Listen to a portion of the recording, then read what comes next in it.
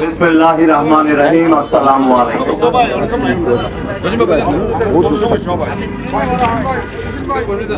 যে ধরনের সম্বোধন আমার ভাষণ প্রদান নিয়ে বা বক্তব্য প্রদান নিয়ে আমার আব্বার একজন সহযোদ্ধা, এই পাহাড়তলী থানা এবং চট্টগ্রাম মহানগরের সংগ্রামী নেতা জনাব জসিমউদ্দিন জিয়া যে বক্তব্য দিলেন, আমার বক্তব্য শোনার জন্য সবাই অধীর আগ্রহে বসে থাকে বা উন্মুখ হয়ে থাকে। এটা বলার পরে আর বক্তব্য দেবার সাহস কি থাকে বলুন? কেননা প্রতিটি বক্তব্যই যদি মানুষকে তাড়িত করবার জন্য অথবা মানুষকে খুশি করবার জন্য অথবা তাদেরকে ভালো লাগাবার জন্য আমাকে দিতে হয়, তাহলে এর চেয়ে আর কঠিন কোনো কাজ আমার জীবনে আসেনি। কেননা এটা খুব অসম্ভব একটা কাজ যে মানুষের চিন্তাকে, তাদের চাওয়াটাকে পূরণ করতে পারা শুধু একটা বক্তব্যের মাধ্যমে সবচেয়ে কঠিন কাজ। তাই এই কঠিন কাজ আপনি আমার জন্য আরো কঠিন করে দিলেন আমার প্রতি এই সম্বোধন এবং এই বিশেষণগুলো যোগ করে দিয়ে। আমি পাহাড়তলী থানা এবং 11 নং 12 নং ওয়ার্ডের নেতৃবৃন্দ যারা আছেন, আমাদের খুব সিনিয়র নেতা আছেন কমিশনার শামসু সাহেব, আমাদের এখানে আরিফ মেহেদি আছেন, আমাদের এখানে জাফর সাহেব আছেন, আমাদের এখানে মহিলা দলের নেতৃবৃন্দ আছেন, এখানে সরাইপাড়ার ফতুল সাহেব, আমাদের আশরাফ খান আছে, আমাদের এখানে তোফাজ্জল সাহেব আছেন, কুতুবউদ্দিন সাহেব আছেন, রেজাক খান সাহেব আছেন। আসলে এখানে আমি যদি বলি না অনেকের নাম নেব, তো আমাকেও একটু সময় দেন যেন আমি নামগুলো শিখে নিতে পারি। এবং আলেদা বোরহান নেত্রী আছেন, তো সবাই অনেক পুরনো মানুষ যারা 17 বছর অনেক কষ্ট করেছে, যাদের কষ্ট তাদের পরিবার দেখেছে, সহকর্মীরা দেখেছে, কিন্তু শহরের সবাই বুঝবে না তাদের কষ্টের কথাগুলো, তাদের গল্পগুলো। এই কষ্টের গল্প বোঝানোরও আর প্রয়োজন নাই, কেননা আমরা সবসময় প্রাপ্তির জন্য কাজ করি না, আমরা মানুষের প্রাপ্তির জন্য কাজ করি। শুধু নিজের আর নিজের পরিবারের জন্য কাজ করলে তাদেরকে রাজনীতিবিদ বলাও যায় না। তাই আপনাদের যে কষ্ট, সেই কষ্টকে আমি অন্তত জানাতে চাই যে আমি জানি, আপনাদের নেতার ছেলে জানে, আপনাদের নেতা জানে। এতটুকুতে আমরা যেন একটু সান্ত্বনা পাই। সবাইকে বুঝিয়ে বুঝিয়ে পারবেন না কি করেছিলেন, কয়শো কেস খেয়েছিলেন, কত কষ্ট করে ঘর সংসার চালিয়েছেন। এখানে অঙ্গ সংগঠন, ছাত্রদল, যুবদল, স্বেচ্ছাসেবক দল, আমি দেখতে পাচ্ছি আমাদের অঙ্গ সংগঠনগুলো, সহযোগী সংগঠনের নেতৃবৃন্দ এবং কর্মীরা আছেন। আপনারা সবাই এটি জানুন যে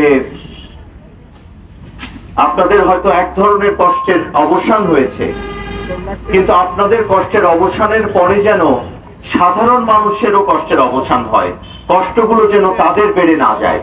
সেজন্য রাজনীতিবিদ এবং রাজনৈতিক কর্মীদের প্রধান কর্তব্য এই মুহূর্তে মানুষের খবর নেওয়া, মানুষের সাথে থাকা, সাধারণ মানুষের।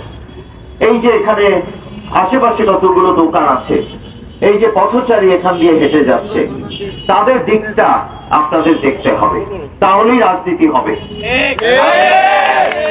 আমি গত 1 মাস 2 মাসে দেখছি শুধু কমিটি নিয়ে আলাপ হচ্ছে, শুধু পদ পদবি নিয়ে আলাপ হচ্ছে। এগুলো কি সুন্দর? এগুলোর মাঝে কিন্তু রাজনীতি থাকলেও খুব সামান্য পরিমাণে রাজনীতির এই অংশটুকু পদ পদবীর যে কম্পিটিশন, প্রতিযোগিতা খুব ভালো, কিন্তু এটি পূর্ণাঙ্গ একটা রাজনীতির সম্পূর্ণ ডেফিনিশনে চলে যাওয়া উচিত না। অর্থাৎ রাজনীতি মানেই পদ পদবী নয়, রাজনীতি মানেই শুধুমাত্র কে কাকে আমি দাবিয়ে নিজে বড় হব, সেটি তো নয়। তাই আমি প্রথম একটু আপনাদেরকে বলবো, আপনারা এই জায়গা থেকে রাজনীতিতে, আদর্শিক রাজনীতিতে যেন আমরা সকলে ফেরত আসি, বা যারা আছি তারা যেন আরো শক্তিশালী থাকেন এই আদর্শিক রাজনীতি করবার ক্ষেত্রে। আদর্শিক রাজনীতিতে পদ পদবী না পেলেও 5 বছর পরে হলেও আপনার স্বীকৃতি আপনি পেয়ে যাবেন, আমি সেটা জানি। সেটার জলজ্যান্ত উদাহরণ আপনাদের নেতা আব্দুল্লাহ আল নোমান। পার্থিব কি পেয়েছে সেটা আপনারা জানেন, পার্থিব জাগতিক, কিন্তু ভালোবাসাটা জাগতিক নয়, অলৌকিক। একেবারে মন থেকে আসা সম্মান, সেটা কেনা যায় না, সেটা দেখাও যায় না, অর্থাৎ সেটাকে আপনি কোয়ান্টিফাই করতে পারবেন না, সেটাকে কোনো নম্বরে ফেলতে পারবেন না, সেটা চোখের সামনে আনতে পারবেন না, শুধু অনুভব করতে পারবেন। এই অনুভূতি যিনি আর্ন করেন, অর্থাৎ অর্জন করেন, সেই মানুষ হলো আমরা হতে চাই, সেই ধরনের রাজনীতিবিদ হতে চাই। আমাদের চোখের সামনেই তো আছে এই ধরনের রাজনীতিবিদ। আমরা আজকে যে কারণে একসাথে হয়েছি, একতাবদ্ধ হয়েছি, এখানে যেন আমাদের কোনো কপটতা না থাকে। আমরা শুধু এটাকে একটা রাজনৈতিক লিফলেট না বানিয়ে ফেলি, শুধুমাত্র দেওয়ার জন্য নয়। আমরা কর্মীরা, সহযোদ্ধারা, আমার বাবার এবং আমার, আপনারা এটা একটু পড়বেন। আমি জানি এটা পড়লে অনেক সময় সবকিছু বোঝা যাচ্ছে না, সেজন্য আমি কিছু চিন্তা শুরু করেছি। আমি কিভাবে সহজ করে এই 31 দফাকে আমাদের নেতা কর্মী এবং এর পরবর্তীতে সাধারণ মানুষের কাছে পৌঁছে দেওয়া যায়, সেটি নিয়ে আমি একটু কাজ করছি। আমাকে আর কিছুদিন সময় দেন, আমি আপনাদের সাথে 31 দফা নিয়ে কিছু অভিনব কায়দায় উপস্থিত হতে চাই, যেটা সাধারণ মানুষের ভাষা হবে, তারা বুঝতে পারবে। কিন্তু এখানেও বুঝতে পারবেন, কিন্তু একটু পড়তে হবে। 2-3 বার পড়লে অন্তত কিছু শব্দ এখান থেকে আপনাদের মনের ভেতরে নাড়া দেবে, যে এই শব্দটার মানে কি, এটা দিয়ে কি বোঝাতে চেয়েছেন আমাদের নেতা জনাব তারেক রহমান। সেটি যদি আপনার মনের ভেতরে একটা ইনকুইজিটিভ মাইন্ড থাকে এবং আপনার মনের মধ্যে যদি একটা উৎসাহ তৈরি করে, সেটাও প্রথম ধাপ, আমরা সফল হলাম। সেই শব্দটা এবার সবার কাছে মোবাইলে আছে, অথবা আমাদের আশেপাশে বিজ্ঞজনরা আছে, তাদেরকে জিজ্ঞেস করবেন যে এটার দিয়ে আমাদের নেতা কি বোঝাতে চেয়েছেন। আমি জানি এই প্রশ্নটি আমার কাছে এসছে, তাই আমি আপনাদেরকে বললাম।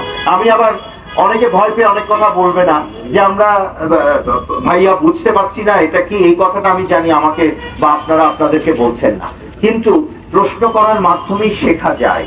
আপনার প্রথম কাজটি হবে প্রশ্ন। এখানে কি আছে যেটা বুঝতে পারছেন না, সেটা নিয়ে প্রশ্ন করলে আমাদের অনেক কিছু শেখা হয়ে যাবে। দ্বিতীয় হলো, সব বিষয় হয়তো আপনার খুব বুঝতে পারবেন তা নয়, অথবা আপনার জগতের সাথে মিলবে তা নয়। আমার জগতের সাথে এখানে 2-3টা বিষয় খুব ভালো করে মেলে।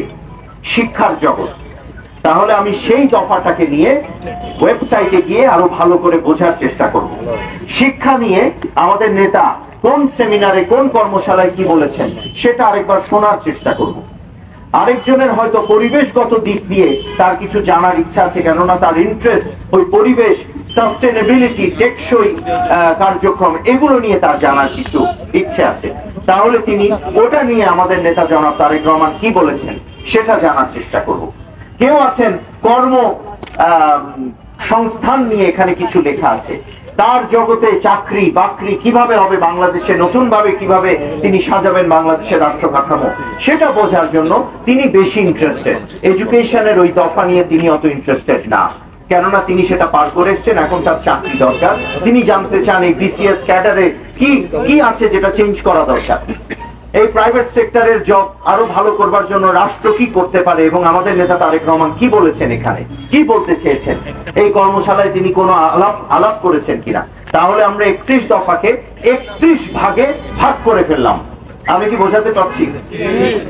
আমার মনে হয় এই কথা প্রথম আজকে আমি বললাম। আসলে আমাদের জীবনে কিন্তু 100টা বিষয় ইম্পর্টেন্ট না, আমাদের যার জীবনে 1টা-2টা বিষয় সবচেয়ে ইম্পর্টেন্ট। আমরা সেই 1টা-2টো বিষয়ের সাথে দফার একটা সংযোগ খোঁজার চেষ্টা করি। চলুন আমরা করব সেটা। বলুন আমাকে, করবেন তো? তাহলে 31 দফার আজকে যে লিফলেট বিতরণ, এটা সফলতা পেয়ে যাবে। আমি এর বেশি আমার বক্তব্য দীর্ঘায়িত করব না। আমার এখান থেকে শিল্পকলা একাডেমিতে তারেক রহমান সাহেবের উপর একটা বই লেখা হয়েছে, সেই বইয়ের মোড়ক উন্মোচনে যাব, সেখানেও আমাকে এই বিষয়গুলো নিয়ে কথা বলতে হবে। তো আপনারা আমাকে ক্ষমা করবেন যে আমি এখানে খুব বেশি সময় আপনাদের সাথে কাটাতে পারলাম না, কিন্তু আপনারা দেখছেন আমি 2-3 সপ্তাহের মধ্যেই আপনারা এই জায়গায় আমাকে আবার পেয়েছেন। আমি বোধহয় সম্ভবত 21 বা 22 দিন আগে বা বেশি হলে 4 সপ্তাহ আগে আমি এই মোড়ে এই জায়গায় দাঁড়িয়েছিলাম, আপনারা জানেন তো সেটা।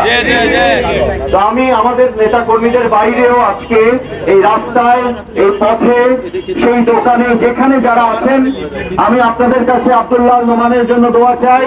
পথচারী যারা আছেন তারা আমার বাবা আব্দুল্লাহ নোমানের জন্য দোয়া করবেন। এখানে আমরা যারা এসছি শুধু রাজনীতি করতে আসেনি, আমরা আপনাদের কাছে এসছি আপনাদের সুখ দুঃখের সাথে থাকার জন্য এসছি। সেই জন্য আপনারা জানবেন আমার এই আশাটা শুধু রাজনৈতিক উদ্দেশ্যে আসা নয়। সেজন্য আমি একটু আমার আওয়াজটিকে বড় করে দূর দূরান্তে যারা ফ্ল্যাটে আছেন, যারা বাড়িতে আছেন, যারা দোকানে আছেন, তাদেরকে আমি একটি লম্বা সংগ্রামী সালাম দিতে চাই। এই বলে আমি আমার বক্তব্য শেষ করছি।